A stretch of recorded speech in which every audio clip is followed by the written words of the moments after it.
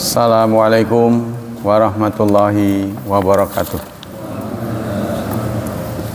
Innal hamdalillah nahmaduhu wa nasta'inuhu wa nastaghfiruh wa na'udzu billahi min syururi anfusina wa min sayyiati a'malina.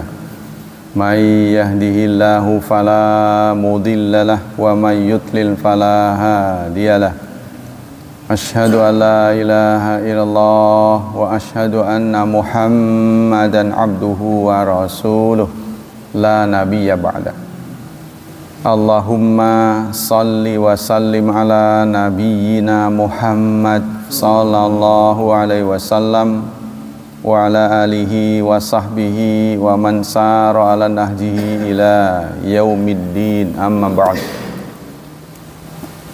Ayyuhal ikhwah, kita lanjutkan kajian tafsir sampai ayat berapa? 6 ayat 90 92. Sekarang 92 atau 93? 93 ya.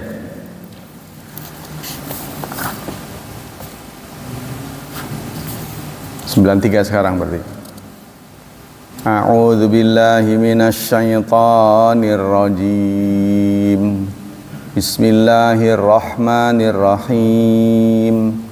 Walau tara idzal zalimuna fi ghamaratil mauti wal malaikatu basitu aydihim akhriju anfusakum al-yawma tujazzauna 'adzabal huni bima kuntum taquluna 'ala Allahi ghairal haqq bima kuntum taquluna 'ala Allahi ghairal haqqi wa kuntum an ayatihi tastakbirun. Walau taro, seandainya atau kalau engkau melihat, ketika az-zalimun, orang-orang yang zalim, fi ghamaratil maut, dalam gemuruh kematian. Gemuruh ini maksudnya sekarat ya, segala sesuatu yang dirasakan oleh orang yang mau mati. Wal malaikatu basitu aidihim, dan malaikat melebarkan tangannya dan berkata, akhriju anfusakum, keluarkan nyawamu, al-yauma, pada hari ini. Akhriju anfusakum, keluarkanlah nyawamu, al-yauma tujzauna, pada hari ini kamu akan dibalas adzabal huni, dengan azab atau siksa yang hina, bima kuntum, karena apa yang kalian taquluna, mengatakan, ala Allah, mengatasnamakan Allah, ghairal haq, yang tidak benar. Wa kuntum an ayatihi tastakbirun, dan kalian terhadap ayat-ayatnya tastakbirun, menyombongkan diri. Yang dimaksud ghamarot di sini adalah syiddah, kesulitan, suasana yang tidak nyaman, itu namanya ghamarot. Jadi orang kalau mau mati itu menghadapi suasana yang tidak nyaman. Begitu menurut di sini ya. Kadzalika bi anna taghmurul qalba, karena hatinya akan gundah. Persoalannya dia akan menghadapi sesuatu yang belum pernah. Kalau udah pernah kan, pertama ya mungkin was-was, kedua akan berkurang, ketiga terus gitu, sampai kemudian hilang. Akhirnya malah menjadi ahli. Kan kita begitu kan? Pertama kerja pasti deg-degan, kedua bisa, semakin berkurang. Bagaimana pendapat para ahli tafsir? Kata Imam Tabari adalah tafsir Tabari, tafsir yang paling lama, paling klasik yang dipunyai dalam dunia Islam. dan itu pernah terjadi, tertinggal cuma satu manuskrip tulisan tangan. Ya untungnya ketemu. Nah begitu ketemu ya dicetak besar-besaran. Dari tafsir Tobari itu kemudian diringkas menjadi Ibnu Katsir. Ibnu Katsir itu merupakan ringkasan. Kalau mau yang luas Tobari lebih dari 20 ya. Tapi jangan salah, buku yang ada di tangan kita ini 40. Lebih dari Tobari. Jadi cuplik sana, cuplik sini. Dan saya berkali-kali mengatakan, kita kalau milih tafsir tuh, kalau bisa penafsirnya masih hidup. Kalau bisa penafsirnya, kenapa harus begitu? Wah kalau begitu tidak salaf. Tidak, karena orang yang masih hidup sekarang tahu persoalan hari ini. Dia bisa ngebandingin yang dulu begini, dulu begini. Jadi kita jangan ngawang gitu. Dia awang-awang cerita tentang onta, cerita tentang perbukitan yang gersang. Nah, kalau sekarang kan cerita pesawat, cerita mobil. Nah, bagaimana menghadapi kondisi safar dengan pesawat, safar dengan mobil? Apakah sama dengan dulu? Nah, ini. Jadi persoalan sekarang akan terbantu.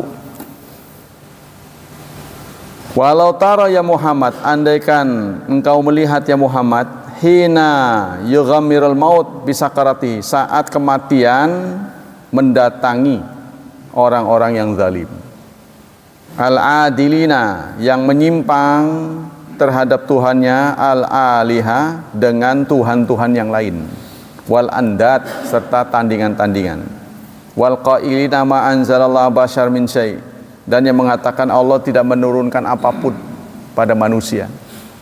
Memang ini masalah yang krusial ya, karena walaupun kata-kata turun itu berarti dari atas ke bawah, tapi nyatanya sahabat-sahabat nggak melihat turun.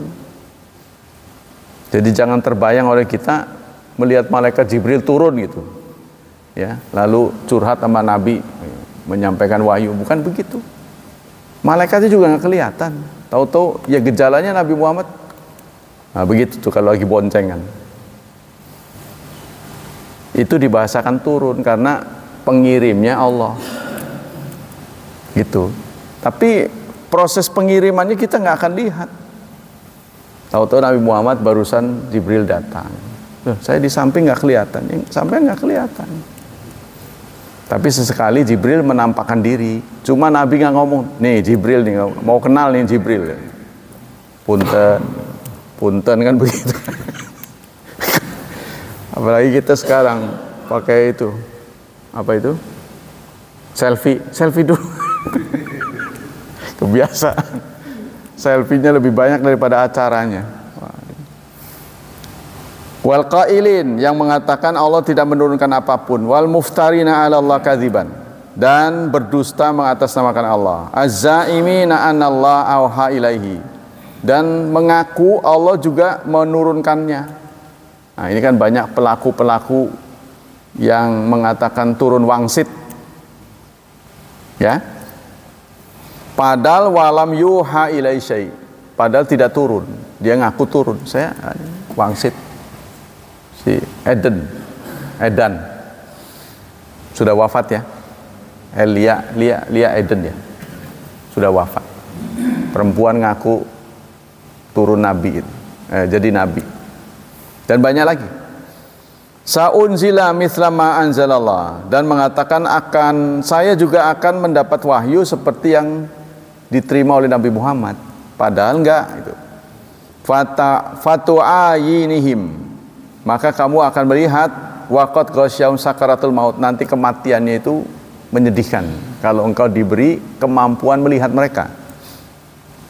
Wa nazala bihim amrullah, dan turun perintah Allah, wa hana fana wa ajalihim, dan sudah tiba ya ajal mereka, wal malaikatu basitu aidihim, malaikat akan melebarkan tangannya, yadribuna wujuhahum. Basitun ini artinya bisa jadi manjang, pokoknya menggunakan kemampuan tangan, ya, menghajar orang yang zalim ini, dihajar habis-habisan. Itu sebelum lagi proses karat. Nah, ini seperti yang Allah sampaikan juga dalam surat 47 ayat 27-28. Fakaifa, maka bagaimana? Bagaimana ini kan menjelaskan teknis. Bagaimana sikap mereka nanti? Tawafathumul malaikatu. Malaikat-malaikat mewafatkan mereka. Yadribuna wujuhahum, memukuli muka-muka mereka. Wa adbarahum, dan pantat-pantat mereka. Gebukin. Itu belum keluar tuh nyawanya. Proses pengeluaran nyawa. Dzalika bi annahum muttaba'u. Yang demikian itu apa kesalahan mereka? Mereka mengikuti apa-apa yang membuat Allah marah, murka. Wa karihu ridwana, dan benci terhadap keridhaan Allah. Yaquluna lahum akhriju anfusakum. Lalu mereka mengatakan, ayo nyawa keluar. Nah, itu ya, itulah perlakuan malaikat kepada orang-orang yang zalim. Nah, ini kita memang nggak mengalami, tapi kita harus imani ya, karena ini masalah gaib. Bagian dari karakter orang beriman. Alladzina yu'minuna bil ghaib. Banyak orang yang nggak ngerti, nggak paham makna gaib. Gaib itu dikiranya sesuatu yang tidak terlihat oleh indera. Kalau sekedar sesuatu yang tidak terlihat oleh indera, tidak terdengar oleh telinga, tidak bisa dirasa, tidak bisa dideteksi dengan rasa, maka gelombang radio termasuk gaib. Kan? Bukan. Sama sekali nggak bisa diakses oleh ilmu. Nggak bisa, nggak terowong pakai alat, nggak bisa. Seperti kuman, nggak bisa didengar oleh telinga, gerak kakinya, tidak bisa dilihat oleh mata, tapi bisa pakai mikroskop. Ini sama sekali nggak bisa. Walaupun dihadirkan mikroskop yang besar yang diterbangkan ke angkasa, ya, untuk neropong itu, di mana ganjaran saya barusan, nggak ketemu, nggak bisa. Maka satu-satunya hanyalah hati. Ya, singkatnya memang kita bukan apa-apa, memang harus turut andil dalam kegiatan seperti ini. Jadi kalau kita memang berhak, kita ketemu dengan orang yang ahli, saya begitu aja. Kalau ketemu sama orang ahli, saya belajar. Kalau orang yang kurang ahli, saya lebih ahli, saya ngajar. Ngajar dan belajar, ngajar dan belajar. Ini menyimak dari nasihat Pak Sumardi. Belajar dari yang kita lihat, belajar dari yang kita dengar, dan belajar dari yang kita rasa. Kepada siapapun. Nah, begitu kan? Jadi pertahankanlah ketuaan Bapak untuk tetap sholat di sini. Yang tua tetap datang maksudnya. Jadi kan bervariasi. Nanti orang kalau anak muda lewat, kaget ya. Orang sampai merangkak aja masih jalan ke masjid. Kan dalam suasana di zaman Rasulullah kan begitu. Sehingga ada yang minta izin, ya Rasulullah, boleh nggak saya nggak sholat di masjid? Karena saya buta, terus di depan saya ada sungai, nggak ada yang nuntun. Wah, itu udah super, berapa halangan bisa kecebur kan? Lalu Rasulullah mengatakan, ya udah. Tapi beliau pergi belum lama, dipanggil lagi, sebentar. Kamu dengar azan nggak? Dengar. Oh, nggak bisa. Jadi nggak ada uzur. Nah, saya ingin semuanya kombinasi. Seberapapun kita, mau tua, mau kengelan, tetap datang ke masjid. Ya, sebab itu akan menguntungkan kita. Insya Allah akan menghapus dosa-dosa kita satu sama lain, menjadi saksi yang baik. Nah, saya kan punya keinginan nama kita ini harus naik. Harus naik. Masa depan harus lebih cerah daripada kita. Nah, ini sudah ditunjukkan oleh anaknya Pak Nur. Juara. Sudah diangkat. Itu semuanya nanti kena. Walaupun kita bodoh, yang pinter naik, dapat. Karena sekali sinar memancar, kita terang di sini. Itu. Ini suatu saat baru satu, nanti yang lainnya terus. Kapan anak-anak kita menjadi jenderal? Nah, ini udah kosong nih, ada yang mau dieksekusi. Maksudnya kita menggantikan jadi yang baik gitu tuh. Ya siapa yang mau ngelamar? Ini kan republik itu kita isi, jangan kita kritik terus, tapi kita nggak mau ngisi. Nggak bisa ngeritik mulu, gitu kan? Makanya saya suka protes lah. Ada orang posting, Indonesia udah utangnya segini. Nanti akan dikuasai bangsa ini. Anda pikir setelah posting itu tiba di media sosial milik teman, apa yang dia menjadi bahan renungan? Sedih jadinya. Jadi setelah melihat fenomena ini mau ngapain? Dia sendiri sholatnya ketinggalan, nggak aktif. Bukan menjadi pegiat sosial, membantu orang supaya kita tidak begini terus. Kita harus bergerak.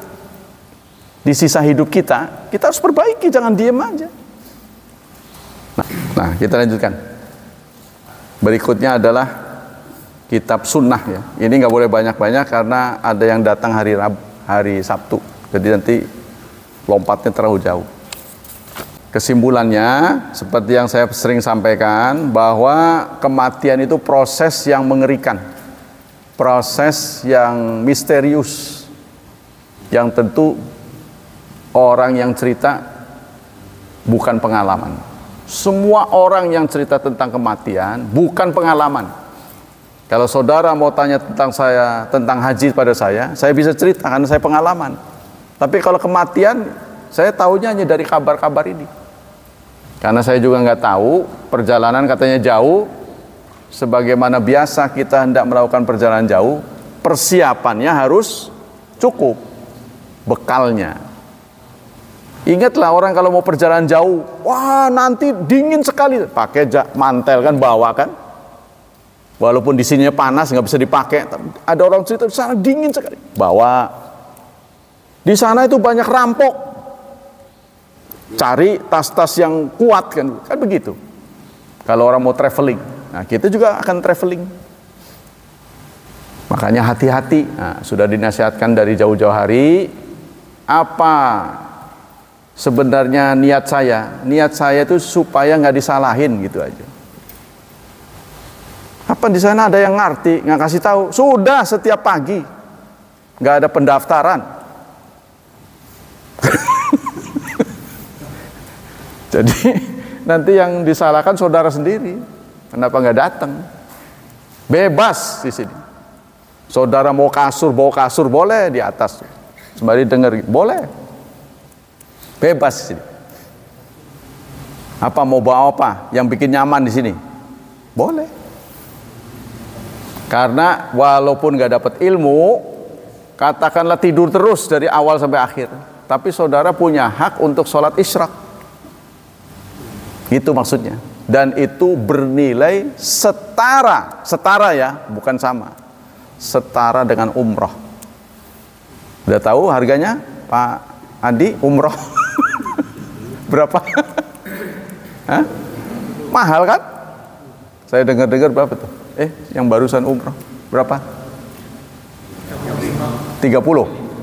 Nah, itu. Kalaupun kita tidur, begitu harus sholat. Nah, kita punya hak, karena barang siapa yang setelah sholat subuh tidak keluar masjid, syaratnya tidak keluar masjid, ya apalagi diisi dengan taklim, ganjaran dapat, ilmu dapat, kesaksian dapat, wah kurang apa? Jajanan dapat, air dapat. Iya maksudnya itu, jajanan apa lagi? Kan ini kan menyalurkan pahala saudara. Kalau ada orang nyumbang, wah maaf nggak tersalurkan.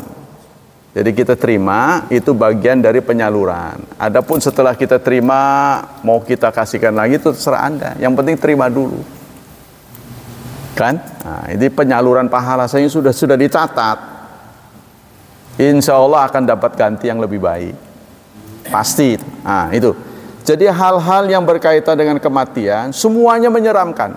Nah, kita berharap karena proses kematian diceritakan dalam hadis untuk orang Islam, untuk orang yang diakui oleh Allah ya.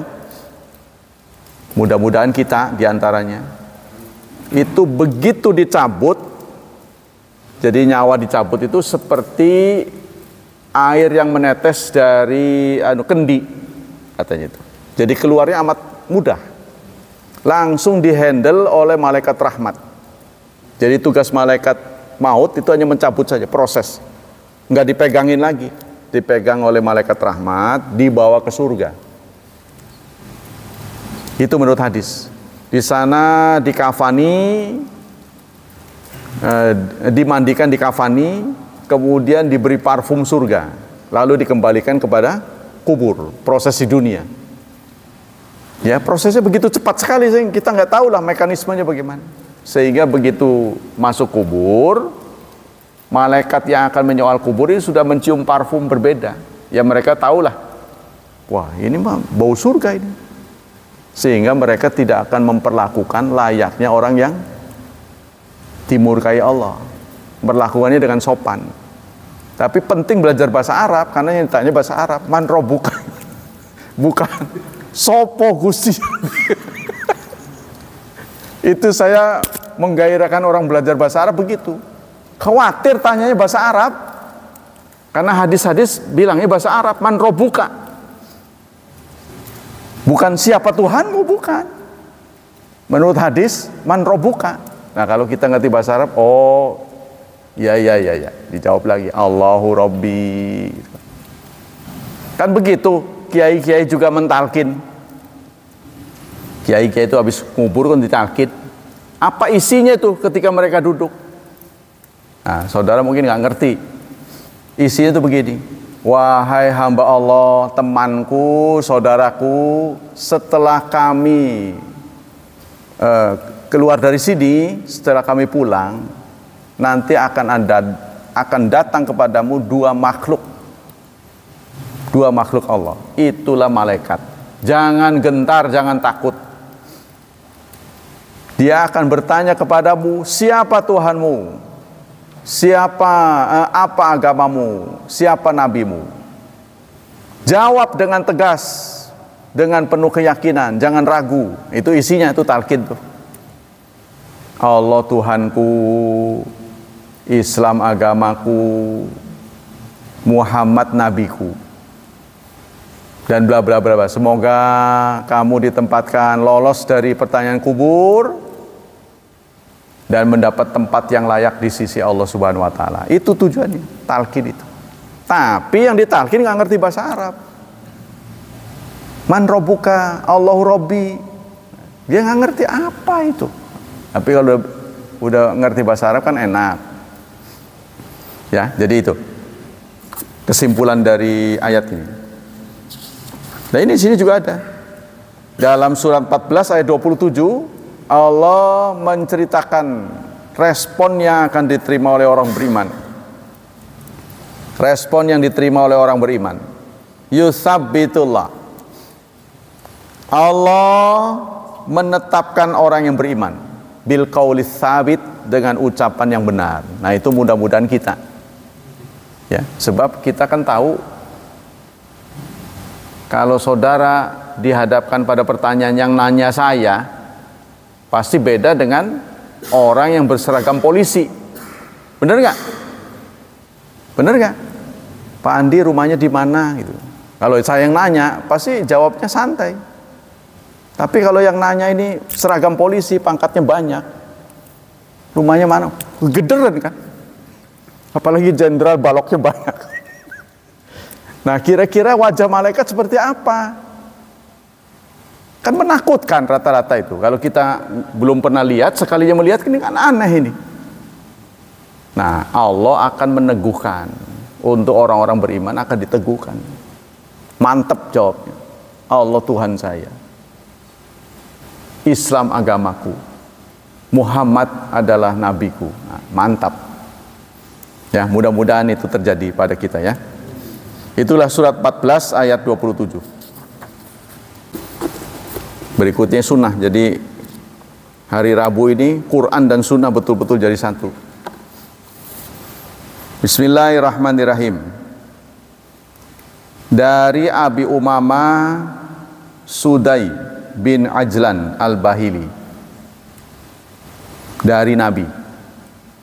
Qala, Nabi bersabda, man ghada ilal masjid, barang siapa yang pagi-pagi mengunjungi masjid. Ya, maksudnya pagi-pagi di sini subuh ya. La yuridu, tidak ada keinginan apapun kecuali keinginan yata'allam khairan, belajar kebaikan, mempelajari kebaikan.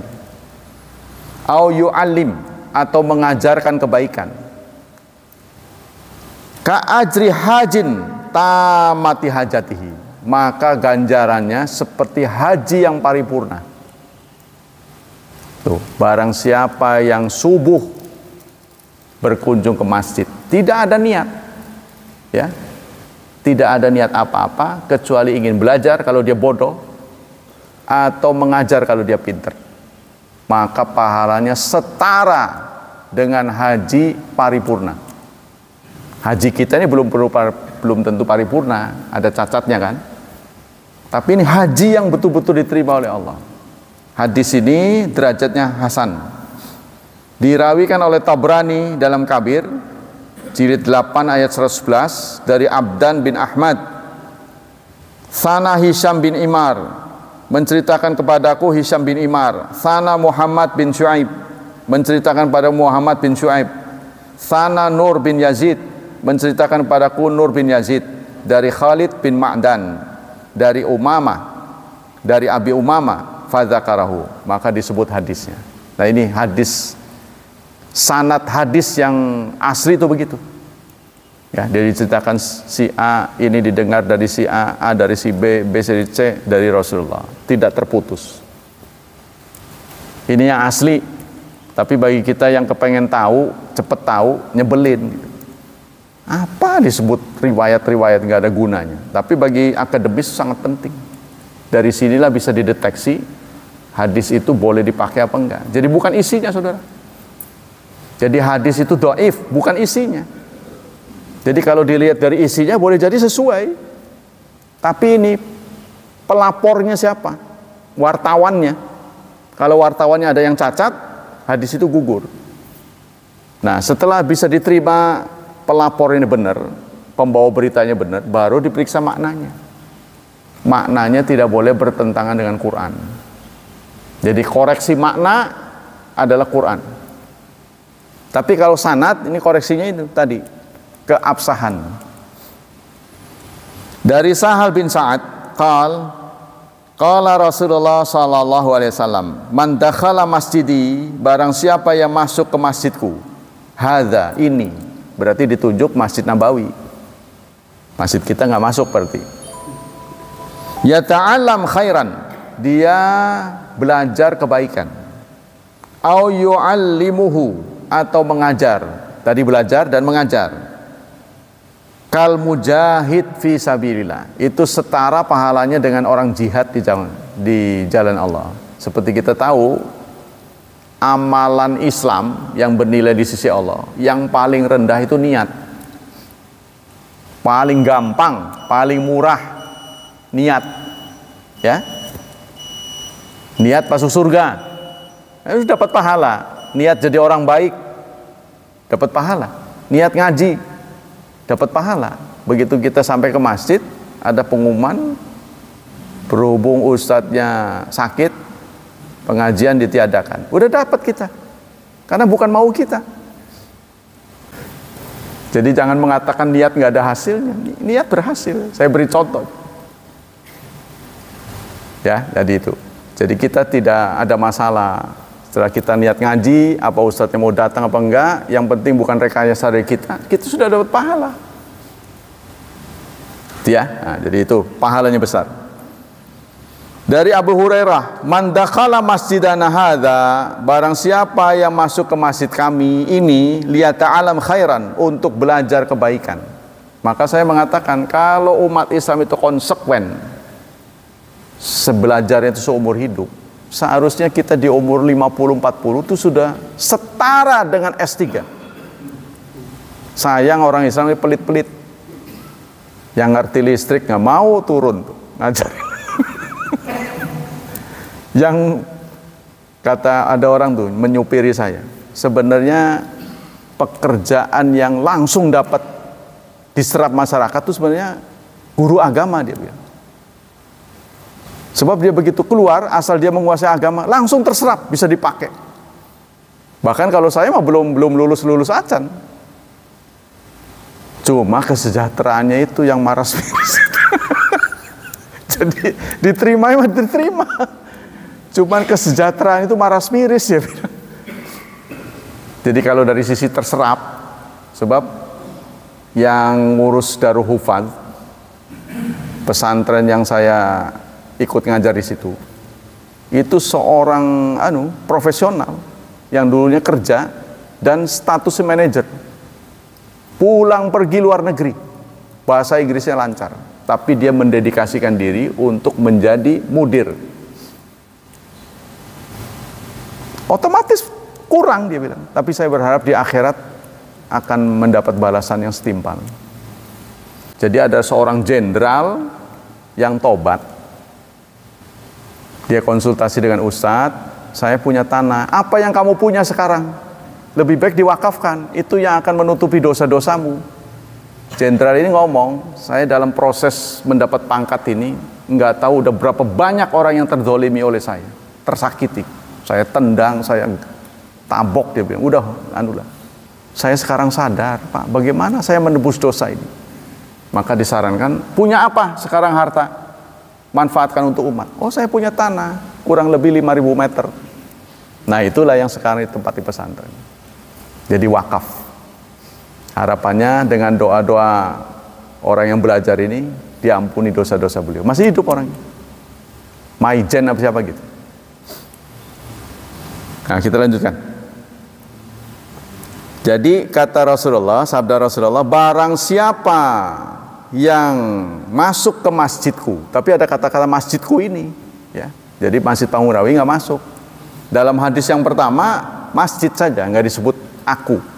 Berarti masjid seluruh dunia. Barang siapa yang pagi-pagi masuk ke masjid, tidak ada tujuan lain, bukan untuk ngambil kotak ini, bukan. Tujuannya adalah belajar atau mengajar, gitu. Tergantung keadaan. Maka akan setara pahalanya dengan haji paripurna. Tapi di hadis-hadis yang lain disebut aku, masjidku, berarti Masjid Nabawi. Wa man dakhalahu li ghairi dzalik, maka barang siapa yang masuk tujuannya bukan itu, bukan untuk belajar atau mengajar. Ya, jadi tujuan yang mulia itu dua, belajar atau mengajar. Maka dia seperti nazir, orang yang melihat ila ma laisa lahu, tidak dapat apa-apa. Jadi supaya kita bernilai, maka niat masuk masjid itu belajar dan ngajar. Ya, tergantung kita. Kalau kita nggak ngerti, kita belajar. Kalau kita ngerti, mengajar. Itu aja. Wa isnadu Hasan min ajri Abi Sakhar wa huwa Humaid bin Ziyad mukhtalafihi. Hadis ini dipandang hasan karena ada perawi namanya Abi Sakhar. Abi Sakhar bin Hamid bin Ziyad, dia diperselisihkan keadilannya, diperselisihkan kesahihannya. Jadi mungkin ini dia kalau ngomong nggak semuanya benar, nggak semuanya isinya valid. Karena kadang bohong, kadang enggak, kadang bohong, kadang enggak. Ini enggak masuk kriteria. Ya, jadi pembawa beritanya ini harus betul-betul orang yang jujur. Kalau ngomong pasti sesuai dengan fakta. Qala al-Hakim, Hakim berkomentar, hadza hadis sahih ala syarti shaykhain. Hadis ini sahih tapi tidak memenuhi syarat dua master hadis. Sehingga hadis ini tidak dimasukkan dalam Bukhari dan Muslim. Wa qad ihtajja bi jami'i ruwatihi, tapi perawi-perawinya itu masuk. Jadi nama-nama yang menjadi pelapor hadis ini itu masuk Sahih Bukhari dan Sahih Muslim. Tsumma lam yukhrijahu. Anehnya, meskipun perawi-perawi hadis ini memenuhi kriteria Bukhari dan Muslim, Tapi hadis ini tidak ada dalam Sahih Bukhari dan Muslim. Ya, sebegitu telitinya ya. Nah, ini pengarang ini. Saya nggak tahu apa alasannya. Kata pengarang ini jujur ya. Sehingga hadis ini ditempatkan sebagai hadis hasan. Ini yang ngarang kitab ini juga mu'alaf. Dari India. Dia dulunya beragama Hindu. Dia tobat masuk Islam. Kemudian dia kuliah sampai menjadi doktor, spesialis hadis. Sekarang dia jadi dosen. Nah, dia bercerita mengarang buku ini, kurang lebih ada 12 jilid ini. Ini barangkali bisa mewakili hadis-hadis keseluruhan. Ini hadis pilihan dia yang boleh diamalkan. Jadi hadis yang dimuat di kitab ini minimal hasan. Sahih hasan, nggak ada yang dhaif. Wasu'ila Daruqutni. Daruqutni ditanya tentang hadis ini. Faqala ikhtalafihi ala Sa'id Makbari. Hadis ini berkaitan dengan seorang perawi namanya Sa'id Makbari. Farawahu Abu Sakhar Humaid bin Ziyad an Sa'id Makbari dari Abi Hurairah. Jadi ada dua orang yang dipersoalkan, yaitu Sa'id Makbari. Dia memberitakan dari Abi Sakhar ya. Abu Sakhar dari Sa'id Makbari dari Abu Hurairah. Nah, ini sebelum sampai Abu Hurairah ini dua orang ini dipertanyakan. Tidak disepakati oleh ahli hadis kesahihannya. Warawa Ibnu Ijlan dari Sa'id Makbari dari Abi Bakar bin Abdurrahman bin Ka'ab bin Ahbar. Wa qaulu Ubaidullah bin Umar asbah bisawab. Kata Ubaidullah bin Umar, sepertinya hadis ini lebih kepada benar. Bisa diterima lah ya, menurut beliau. Aku berpendapat, nah ini pengarang buku ini. Kalamu Daruqutni min haitsul isnad aqwa. Apa yang disampaikan oleh Daruqutni ya, ini kuat. Artinya kata Daruqutni, hadis ini boleh dipakai. Tadi itu, barang siapa yang masuk ke masjidku niatnya belajar atau ngajar, kalau nggak belajar ya ngajar, maka sama dengan jihad di jalan Allah. Ya, kalau di zaman Rasulullah, perbuatan umat Islam, pegiat sosial ini kan jadi satu. Ya. Jadi sahabat Rasulullah lah yang perang, sahabat Rasulullah yang mengumpulkan hadis, yang mencatat Quran, yang ngurus segala-segala, ngajar. Tapi sekarang kan kita hidup bermasyarakat dibagi. Ya. Bagian yang mengamankan negeri dari serangan luar dialah prajurit TNI. Yang mengamankan dalam negeri polisi. Kita sudah berbagi. Ya, tugas-tugas kita sudah dikurangi. Tinggallah kita udah nggak kerja, loh. Karena semua sudah dihandle. Ya kan begitu kan? Bener nggak? Di rumah pun begitu. Mestinya kan cuci piring kita, ngepel kita, ngerapikan rumah juga kita. Sudah dihandle, ada pembantu si A, apalagi pembantu lebih dari satu. Kamu khusus ini, khusus ini. Udah, kita nggak melahirkan, tuh, nggak mendidik anak lagi, semua udah keluar. Berarti kan bebas tugas. Nah, itu difokuskan untuk kebaikan. Seharusnya begitu. Belajar ngajar. Sebab itulah dua pekerjaan yang ditunjuk oleh Rasulullah yang berpahala besar. Ya, semoga Anda tertarik ya. Semoga tertarik. Nah, nanti ibarat orang ngasah golok ini udah tajam belum? Ketahuannya nanti kalau berinteraksi dengan orang. Nah ya, kesimpulan hadis udah paham bahwa orang yang aktivitas banyak di masjid tapi untuk kegiatan yang positif, Pak Umar udah menyediakan bangku tuh. Kalau kurang bangku, alasannya waduh, saya emang nggak tahan lama kalau duduk. Nah, boleh kita ke atas. Jadi jangan sampai ada alasan nggak belajar lagi. Saudara mau tidur, bawa kasur. Saya tidak akan marah. Mau begini tah gitu. Mungkin nyamannya begitu di kasur begitu. Nggak apa-apa. Nanti bisa viral itu. Ini kan ada YouTube center semuanya, luar biasa. Ngaji mau tidur, mau ngejengking, pokoknya belajar. Nggak ada alasan. Nah, inilah yang mudah-mudahan kegiatan kita ini dianggap benar-benar gitu oleh Allah. Ya, dianggap serius. Biarpun kita sudah dimakan usia, tetap datang. Tuh. Jangan letoy. Makin hari makin semangat, sebab perpisahan semakin dekat. Nah, gitu. Wih, ngebedekakan. Ya kan benar omongan saya. Sebab itu bi khawatimiha katanya. Manusia dinilai dari akhirnya. Hidup akhirnya, mengakhiri hidupnya bagaimana dia.